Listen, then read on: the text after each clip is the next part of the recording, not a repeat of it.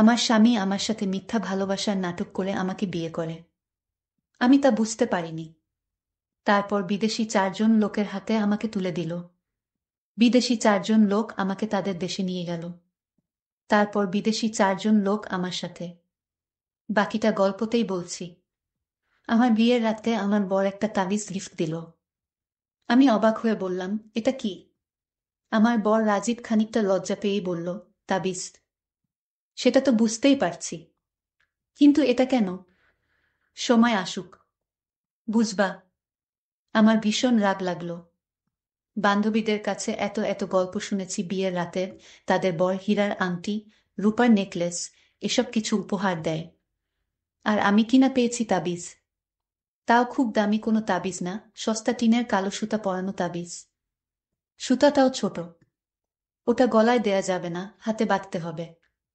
রাগে সে রাতে আমার ঘুম আসলো না। রাজীব খানিকক্ষণ মিষ্টি মিষ্টি কথা বলে আমার ঘুম ভাঙাতে চেষ্টা করল, কিন্তু আমি তার কথা না শুনে ঘুমিয়ে পড়লাম। কারণ আমার নিজের ভিতর রহস্য লাগছিল যে আমার স্বামী আমাকে কেন তাবিজ উপহার দিল, তার উদ্দেশ্যটা কি। আর আমার উঠল রাগ, নিজের উপর, নিজের কপালের উপর। কেন যে এই ছেলেটার প্রেমে পড়তে গেলাম? কেন যে বাবা মার অমতে একে বিয়ে করতে গেলাম? আমার বাবা মা বিয়েতে অমত করলেও বিয়ের অনুষ্ঠানে উপস্থিত ছিলেন। কন্যাদানের ব্যাপার স্যাপার সব সুন্দর মতোই সমাধান করেছেন। যাওয়ার আগে মা আমাকে ধরে অনেক কান্নাকাটি করেছেন। কাঁদতে কাঁদতে বলেছেন, এত আদরে বড় হয়েছিস তুই, এরকম গরিব ঘরে গিয়ে থাকবি কেমনে? আমিও কাঁদতে কাঁদতে মাকে জড়িয়ে ধরে বলেছি, আমি থাকতে পারবো মা, তুমি শুধু দোয়া করো।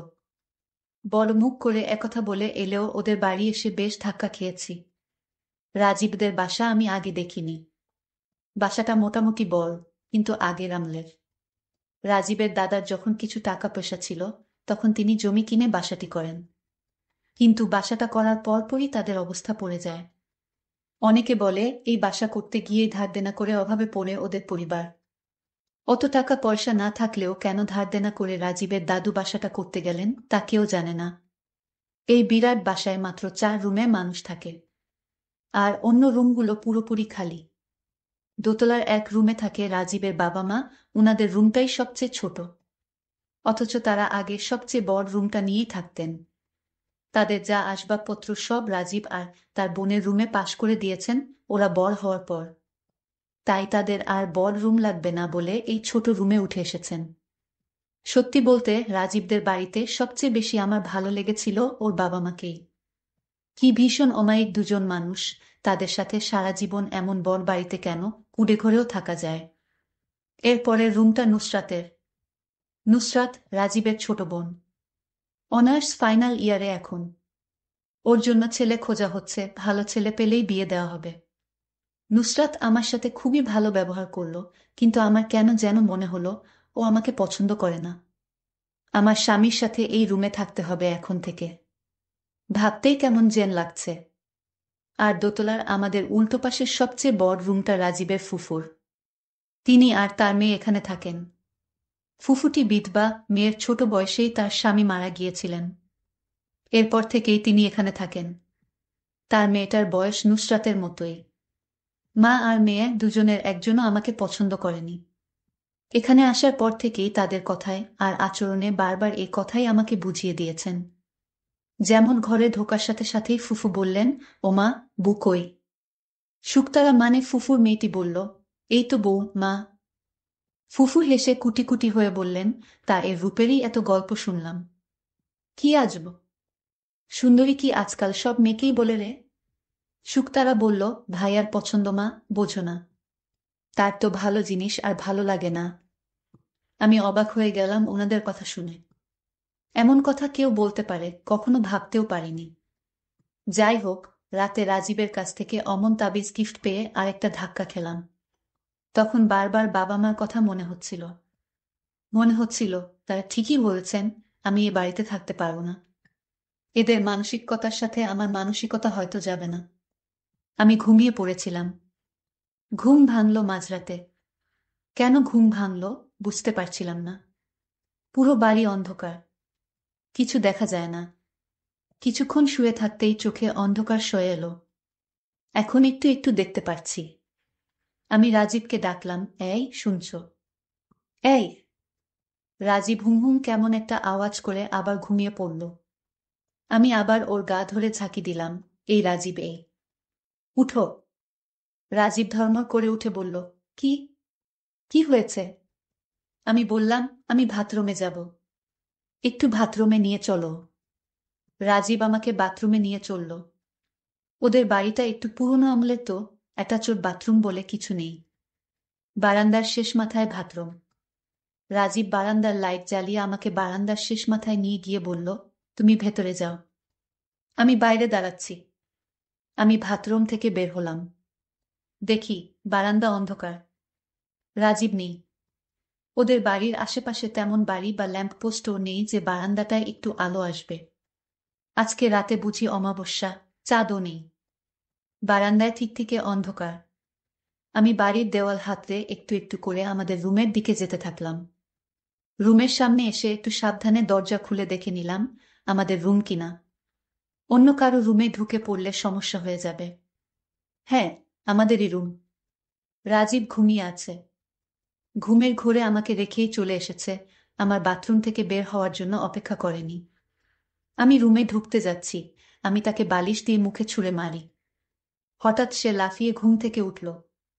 রাজীবের মুখটা চুপসে গেল ভয়ে। আমাকে বলল, তাড়াতাড়ি এসে শুয়ে পড়ো, রাত অনেক হয়েছে। আমি বিছানায় এসে শুলাম। রাজীব লাইট নিভাতে গেলেই আমি বললাম, আজ লাইটটা জ্বালানো থাক প্লিজ। রাজীব দীর্ঘশ্বাস ফেলে বলল, আচ্ছা বলে লাইট না নিভিয়ে বিছানায় এসে শুয়ে পড়ল। আমি ভাবলাম ওকে জিজ্ঞাসা করব, আমাকে কেন বাথরুমে একা ফেলে চলে আসলো। তখন দেখি জোরে জোরে নাক ডাকা শুরু করল। সকালে যখন ঘুম থেকে উঠল, তারপর যখন নাস্তার টেবিলে বসল, আমি তাকে জিজ্ঞেস করলাম, বিয়ের আগে আমার সাথে কত রকম ওয়াদা দিয়েছিলে, তুমি যেখানে যাও আমি সেখানেই যাব। তুমি মরে গেলে আমিও মরে যাব। তুমি ছাড়া এই পৃথিবীতে আমার জীবন ব্যর্থ আরো কত কি বলেছিলে। কিন্তু কাল রাতে আমায় বাথরুমে একা রেখে চলে আসলে কেন? তখন সে আমাকে বলল, বিশ্বাস করো, আমি কিভাবে যে রুমে এসে শুয়ে পড়লাম তা আমি জানি না। কি বলছো এসব পাগলের মতো কথা? তুমি কিভাবে রুমে এসে শুয়ে পড়লে তা তুমি জানো না? আমি মনে মনে ভাবলাম, ওর কি মাথায় কি কোনো সমস্যা আছে? আমি ভেবেছিলাম রাজীব অনেক ভালো, তার সাথে আমার সারা জীবন কাটিয়ে দেব। আমি এমন প্রতিশ্রুতি মা বাবাকে দিয়েছিলাম। মা বাবা আমাকে বারবার নিষেধ করেছিল, আমি তাদের কথা শুনিনি। মা বাবার কথা না শুনলে নাকি ভালো অমঙ্গল হয়। আমারও কি তাই হতে চলেছে? রাজীব আগের মতো নেই। বিয়ের আগে যে রাজীব আমার পাশে থাকবে এরকম প্রতিশ্রুতি দিয়েছিল সেই রাজীব আমাকে একটা তাবিজ উপহার দিল, ভাবতেই আমার লজ্জা লাগছে। যাই হোক, স্বামীর সম্পত্তি বা সে আমারে কি উপহার দিবে তা নিয়ে আমি ভাবি না, কিন্তু তাবিজ দিল, এটা আমি কিছুতেই মানতে পারি না। কিছুদিন পর আমি কিছুই মনে রাখতে পারি না। রাজীব আমাকে যে তাবিজ দিয়েছে, সেই তাবিজ যার হাতে থাকবে তাকে যা বলবে সেই কাজ করবে, এবং কিছুক্ষণ পর সেটা আবার ভুলে যাবে। এই বিষয়টা আমি শেষে জানতে পারি। কিন্তু আমি যেদিন থেকে আমার হাতে তাবিজ বাঁধা ছিল সেদিন থেকে আমার সাথে কি হচ্ছে, আমি কি করছি, তা আমি কিছুতেই মনে রাখতে পারছি না। আমি তখন রাজীবকে বললাম, রাজীব তোমার তাবিজ আমি কিছুতেই পড়তে পারবো না। এই তাবিজটা পড়ার পর আমার কেমন জানি খারাপ লাগে এবং কিছুই মনে রাখতে পারছি না। আমি এই তাবিজ ছুঁড়ে ফেলে দিলাম। কিছুক্ষণ পর রাজীব এসে আমায় বলল, তাবিজ কোথায়? আমি বললাম, তাবিজ ছিঁড়ে ফেলে দিয়েছি, এসব কেউ পড়ে এখনকার যুগে। কথাটা বলার সাথে সাথে আমাকে রাজীব জোরে একটা থাপ্পড় মারল আর বলল, কত কষ্ট করে তাবিজখানা এনেছি তোমার মঙ্গলের জন্য, আর সেই তাবিজ তুমি কিনা চিড়ে ফেলে দিয়েছ। আমি বললাম, রাজীব তুমি আমাকে মারলে, বাবা মাকে ছেড়ে সারা জীবনের জন্য তোমার কাছে চলে এলাম, আর তুমি আমাকে এই প্রতিদান দিলে। আমি আর তোমার সাথে থাকতে চাই না। আমি আমার বাবার বাড়ি চলে যাচ্ছি। তখন রাজীব বলল, আমার ভুল হয়ে গেছে, আমাকে ক্ষমা করে দাও। রাজীবের ফুফু এবং তার বোন আমাকে নিয়ে হাসি ঠাট্টা করে, আমি এতে কিছু মনে করিনি রাজীব। শুধু তোমার দিকে তাকিয়ে, তুমি একদিকে আর সারা দুনিয়া একদিকে, আমি তোমায় এমনটাই ভেবেছিলাম। রাজীব তখন বলল, প্লিজ রাগ করো না, আমার ভুল হয়ে গেছে, এই যে কানে ধরলাম, আর কোনোদিন তোমাকে মারব না। আমাকে এরকম বাহানা করে রাজীব আমাকে আটকালো। আমিও ভাবছি মানুষের ভুল হতে পারে, এই ভেবে তাকে তার সাথেই রয়ে গেলাম। বেশ কিছুদিন আমাদের সংসার ভালোই চলছিল। কিছুদিন পর আমার স্বামী আমার জন্য স্বর্ণের আংটি নিয়ে আসলো আর বলল, আজ তোমাকে একটা সুন্দর জিনিস গিফট করব। আমি বললাম, কি গিফট করবে? সে তখন আমায় বলল, চোখ বন্ধ করো। আমি চোখ বন্ধ করলাম আর সে আমাকে সত্যিই স্বর্ণের আংটি পরিয়ে দিল। আমি চোখ মেলে দেখে অবাক। তোমার হাতে তো এত টাকা নেই, তাহলে কোথায় থেকে এই আংটি আনলে? আমি তাকে মিথ্যা কথা বললাম। আমি একা সম্মতি করেছিলাম আরো 5 বছর আগে। সেই সমিতির টাকা লাভ সহ অনেক টাকা হয়েছে, আর সেই টাকা থেকে তোমার জন্য আমি আংটি বানিয়ে নিয়ে আসলাম। আমি তখন খুশি হয়ে বললাম, তুমি সারা জীবন আমার পাশে থেকো, আমাকে কোনোদিন ছেড়ে যেও না। রাজীব তখন বলল, কেন ছেড়ে যাব তোমায়? আমি তো তোমাকে আমার জীবনের চেয়ে বেশি ভালোবাসি। কিন্তু হঠাৎ রাজীবের মনে এত ভালোবাসা কোথায় থেকে আসলো? আমার কিছুটা তাকে সন্দেহ হলো। কিন্তু আংটিটা পরার দিন থেকে আমার যেন শরীর খুবই দুর্বল লাগতো। আমার কিছুই ভালো লাগতো না, কেমন যেন অস্থিরতা কাজ করত। রাজীব আমায় যা বলতো আমি তাই শুনতাম। রাজীব একদিন আমায় বলল, চলো দূরে কোথাও থেকে ঘুরে আসি। আমিও না করলাম না, কারণ আমারও তেমন ভালো লাগছিল না। আমি তার কথায় রাজি হলাম ঘুরতে যেতে। পরের দিন সকালে রাজীব বলল, তাড়াতাড়ি রেডি হও, গাড়ি অপেক্ষা করছে। আমি রেডি হয়ে গাড়িতে উঠলাম। গাড়িতে উঠে বসতেই আমার প্রচণ্ড ঘুম আসছিল। এত ঘুম আসছিল কিছুতেই চোখ মেলে তাকাতে পারতেছি না। আমি চোখে একটু পানি দিলাম, তাও ঘুম কাটল না। আমি গাড়িতেই ঘুমিয়ে পড়লাম। মাঝপথে গিয়ে আমার ঘুম ভাঙল। ও বলতেই ভুলে গেছিলাম আমরা যাচ্ছিলাম ভারত ত্রিপুরা, সেখানে অনেক দর্শনীয় জায়গা আছে। আমরা সেখানে যাব বলে প্ল্যান করছিলাম। তার মাঝপথে যেতেই আমার ঘুম ভেঙে গেল। আমি চোখ মেলে তাকালাম এবং আমি কিছুটা ঝাপসা দেখলাম। আমি রাজীবকে জিজ্ঞেস করলাম, রাজীব, আমি ঝাপসা দেখছি কেন? আমার কি হয়েছে? আমি কিছুই বুঝতেছি না। রাজীব আমায় সাহস দিয়ে বলল, এ কিছু না, ঘুমিয়েছিলে তো তাই এরকম ঝাপসা। দেখছো, একটু পর সব ঠিক হয়ে যাবে। আমি তার কথায় কিছুটা সন্দেহর আভাস পেলাম, কিন্তু রাজীবের প্রতি আমার অনেক বিশ্বাস ছিল। তাই সে আমার সাথে কি করতে যাচ্ছিল সেই উদ্দেশ্যটা আমি কিছুতেই বুঝতে পারছি না। আমার সাথে কিছু একটা হতে যাচ্ছে, আমার এরকম মনে হলো। আমরা ত্রিপুরা গিয়ে পৌঁছলাম। গাড়ি থেকে নেমে একটা হোটেলে উঠলাম। রাজীব আমার জন্য খাবার আনতে গেল। আমাকে অবশ্যই বলেছিল, চলো একসাথে গিয়ে রাতের খাবারটা খেয়ে আসি। আমি বলেছিলাম, না রাজীব, আমি খুব টায়ার্ড, আমি কিছু খাবো না। তারপরও রাজীব বলল, রাতে কিছু না খেয়ে ঘুমা, শরীরের অনেক ক্ষতি হবে। আমাকে এভাবে নানা রকমভাবে বুঝালো। আমাকে হোটেলে রেখে সে খাবার আনতে গেল। আমি হঠাৎ লক্ষ্য করলাম রাজীব ফোনে কার সাথে যেন আলাপ করছে। বলছে, আপনাদের জিনিস আমি নিয়ে এসেছি, আপনার কাল সকালে ত্রিপুরা পাহাড়ে থাকবেন। আমি এই কথা শোনার পর আমি ভাবলাম, রাজীব তো কিছু নিয়ে আসেনি, তাহলে কি জিনিসের কথা বলল? আমার মনে এক অদ্ভুত ভয় কাজ করছিল। যেই কথাটা কিছুক্ষণ আগে শুনলাম সেই কথাটা পরক্ষণেই ভুলে গেলাম। আমি বুঝতে পারলাম না আমাকে নিয়ে বিদেশি লোকদের সাথে কথা চলেছে, কারণ আমার সাথে যা ঘটছে তা আমি কিছুক্ষণ পরেই ভুলে যাই। এটার কারণ তো আমি খুঁজে পাচ্ছি না। আমার মনে মনে সন্দেহ হতে লাগলো। স্বর্ণের আংটি পরার পর থেকেই আমার এমন হচ্ছে। আমি সাথে সাথেই আমি আংটিটা খোলার চেষ্টা করছি, কিন্তু কিছুতে আংটি খুলতে পারছি না। আমি অনেক চেষ্টা করলাম আংটিটা খোলার জন্য, কিন্তু আমি ব্যর্থ হয়েছি, আংটি খুলতে পারিনি। আমার আর বুঝতে বাকি রইল না, আমার স্বামী আমাকে আংটি দিয়ে বশ করেছে। তাই সে আমাকে যা বলে আমি তাই শুনি। রাজীব খাবার নিয়ে রুমে আসলো। আমি বললাম, তুমি কার সাথে ফোনে কথা বলছিলে? রাজীব বলল, আমার বাল্যকালের বন্ধুর সাথে কথা বলছি। তা তোমার বন্ধুকে কি জিনিস দিবা? আরে এ কিছু না খেয়ে তুমি ঘুমাও তো, কাল সকালে তোমাকে নিয়ে ঘুরতে হবে। আমি বললাম, রাজীব, তুমি আমার কাছে কিছু লুকানোর চেষ্টা করছো। সে আমার কোনো কথার উত্তর না দিয়ে ঘুমিয়ে পড়ল। আমি মনে মনে ভাবলাম, মিথ্যা ভালোবাসার নামে সে আমাকে কোথাও বিক্রি করে দিতে চাইছে। সে ঘুমিয়ে পড়ল, কিন্তু আমি চাইলাম, আমি এখান থেকে পালাবার চেষ্টা করলাম। দরজা কিছুতেই খুলতে পারলাম না। দরজা খুলতে পারিনি তার একটাই কারণ, আমার হাতে আংটি পরা, সেই জন্য। এই আংটির ভিতরে অবশ্যই কিছু মন্ত্র পড়া আছে। আমাকে আংটি পরিয়ে আটকিয়ে রেখেছে। সকাল হলো, আমাকে নিয়ে রওনা হলো ত্রিপুরা। আমি রাজীবকে বললাম, রাজীব, আমার কিছুই ভালো লাগছে না, তুমি আমায় একটু হেল্প করবা? সে বলল, কি বলো? আমি বলেছিলাম আমার হাতের আংটিটা খুলে দাও। সে সাথে সাথে বলল, এই আংটি টাকা দিয়ে কিনে এনেছি কি না পরে থাকার জন্য। আমি অনেক রিকোয়েস্ট করলাম আংটিটা হাত থেকে খুলে দিতে। যদি আংটিটা হাত থেকে খুলে দিত তাহলে হয়তো আমি এখান থেকে পালিয়ে যেতে পারতাম। কিন্তু এই আংটি দিয়ে আমাকে তার জালে বন্দি করে রেখেছে। যা করতে হয় রাজীবকে বলে করতে হয়। রাজীব এমন হবে আমি ভাবতেও পারিনি। তারপর আমরা ত্রিপুরা গিয়ে পৌঁছলাম এবং সেখান গাড়ি থেকে নামলাম। তখন দূর থেকে 4 জন বিদেশি লোক আমাদের দিকে আসতে লাগল। কাছে এসে রাজীবকে জিজ্ঞেস করল কোথায় সে। আমাকে লক্ষ্য করে বলল, আমার পাশে দাঁড়িয়ে আছে আমার স্ত্রী। 4 জন লোক রাজীবকে এক সুইটকেস টাকা হাতে তুলে দিল। আমি শুধু তাকিয়ে দেখছিলাম, কিছুই বলতে পারিনি।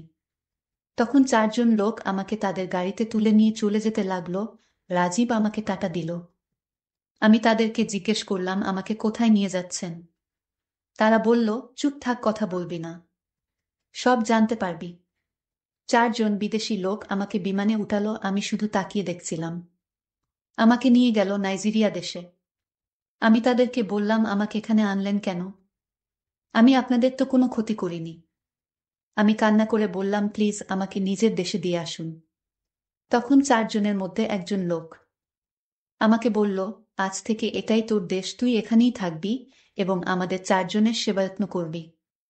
আজ থেকে এটাই তোর চাকরি। আমাদের কথার অবাধ্য হলে ভালো হবে না। আমি ভয় পেয়ে বললাম, ঠিক আছে, আমি আপনাদের কথা শুনব। তারপর রাত হলো, আমার কিছুতেই ঘুম আসছে না। তখন 4 জনের মধ্যে একটি লোক 12 ইঞ্চি একটা ছোট ল্যাপটপ আমার সামনে এনে দিল এবং ল্যাপে একটা ভিডিও ছেড়ে দিল। ভিডিওটি দেখার সাথে সাথে আমি হাউমাউ শব্দ করে কান্না করতে শুরু করি। আমি অজ্ঞান হয়ে পড়ি। আমার যখন জ্ঞান ফিরল তখন আমার উঠতে কষ্ট হচ্ছিল। আমার শরীরের কোনো শক্তি পাচ্ছিলাম না। আমি বুঝতে পেরেছিলাম আমার সাথে কি হয়েছিল। কিন্তু আমার মনে একটাই প্রশ্ন, আমার স্বামী আমার সাথে এমন প্রতারণা কেন করল? আমি 4 জনের একজনের কাছে অনুরোধ করছিলাম যে কিসের জন্য আমার স্বামী আপনাদের হাতে আমায় তুলে দিল, এতে তার কি লাভ, এটা জানার জন্য। তখন তাদের মধ্যে থেকে একটি লোক আমাকে একটি চিঠি দিয়ে বলল, তোর স্বামী আমাদেরকে এই চিঠিটা দিয়েছিল। আমি চিঠিটা খুলে যা দেখলাম তা দেখে আমার মনে হলো আকাশ ভেঙে আমার মাথায় পড়ল। আমি চিঠিটা পড়লাম, তাতে লেখা ছিল, প্রিয় নিশি, আমি জানি তুমি ভালো নেই, কারণ তুমি যেখানে আছো সেখানে ভালো থাকার কথা না। আমি তোমার সাথে প্রেমের নাটক করেছি। ভালোবাসার নাটক করার উদ্দেশ্য ছিল আমি তোমাকে ওদের হাতে তুলে দেওয়া, কারণ আমি তোমাকে সত্যিকারে ভালোবাসিনি। আমি জানি এই কথাগুলো শুনে তোমার খুব কষ্ট হবে, কিন্তু এছাড়া আমার কোনো উপায় ছিল না। আজ থেকে 5 বছর আগে আমার বোন তোমার বড় ভাই রাকিবকে খুব ভালোবাসত, কিন্তু তোমার ভাই মিথ্যা ভালোবাসার নামে আমার বোনকে ধোঁকা দিয়েছে। আমার নিষ্পাপ বোনটি পৃথিবী ছেড়ে চলে গেল ওপারে। কেন তোমার ভাই এমনটা করলো বলতে পারো? আমি জানি তোমার কাছে কোনো উত্তর নেই, আর তাই আমার বোনের প্রতিশোধ নিতে তোমার সাথে আমি ভালোবাসার অভিনয় করি। আমি তোমার সাথে অভিনয়টা করতাম না, কিন্তু আমার বোনের আত্মা স্বপ্নে আমাকে এসে বলতো, ভাইয়া তুই প্রতিশোধ নে। আমি আমার বোনের আত্মার শান্তির জন্যই এই অভিনয় করেছি। এতে যদি আমার ভুল হয় তাহলে আমাকে ক্ষমা করে দিও। প্রিয় বন্ধুরা, আমি তোমাদের জন্য প্রতিদিন কষ্ট করে ভিডিও তৈরি করি। যদি আমার ভিডিওগুলো ভালো লাগে তাহলে আমার চ্যানেলটি সাবস্ক্রাইব করে পাশে থাকবেন। ধন্যবাদ।